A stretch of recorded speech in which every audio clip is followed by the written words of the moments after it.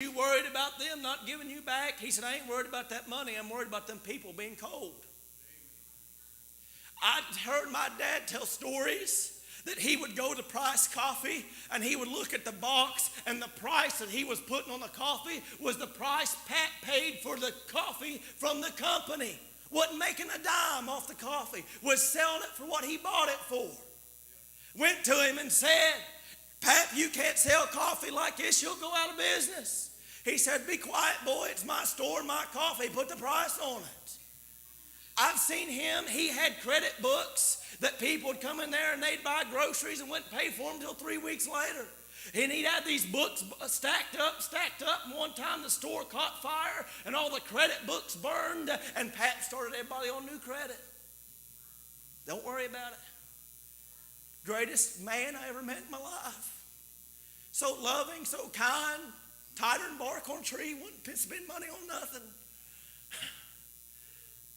I wanted to be like him so much. I wanted to help people. I wanted to love people. I wanted to sacrifice everything I had to help other people and just forget what it would cost me. And then one day, I really got saved and I realized who Jesus was. I love Pat. I love my grandpa Tom. Anytime I get in a bad situation, I say, it's always harder in Vietnam. That's what I always tell myself. It's always harder in Vietnam. That's what he'd tell me. But listen to me tonight. Pat was great. My grandpa is great. Jesus is best. Jesus is best. I have a lot of heroes in my family. Not a one of them, listen, and I am not disrespecting any of them. Not a one of them holds a light to who Jesus is. Not a one of them. Pat couldn't save nobody from sin. None of you in here can save anybody from sin. There's only one prophet that has given us a message to save us from sin, and he was salvation from that sin, and that's Jesus Christ. He's the one we need.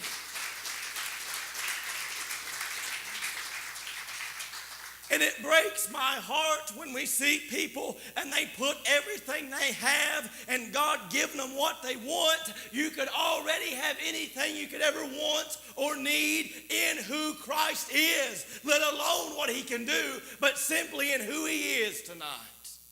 That's what we need. I'm burdened for a church, speaking worldwide, that has forgotten the great treasure of who, I'm not talking about what he can do, just who God is. We have forgotten.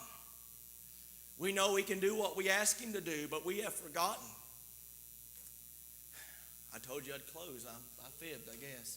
Paul sitting, arrested. Church at Philippians there sent him some stuff. And he said, I thank you for the stuff. I thank you for the gifts, but I want you to understand something. I was content because I knew who God was, and that was enough to get me through no matter what I was going through. Tonight, my message is the same to you, youth, to you, church, tonight.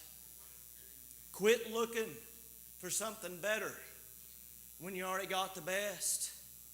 We act like we're some great big theologians that got to get in the book of Revelation and redefine every little thing, and that God will bless us. We got to act like we got to get in some second step and get closer to God. All you need tonight, all you need to be a mature Christian is total faith in who Christ is and live in that.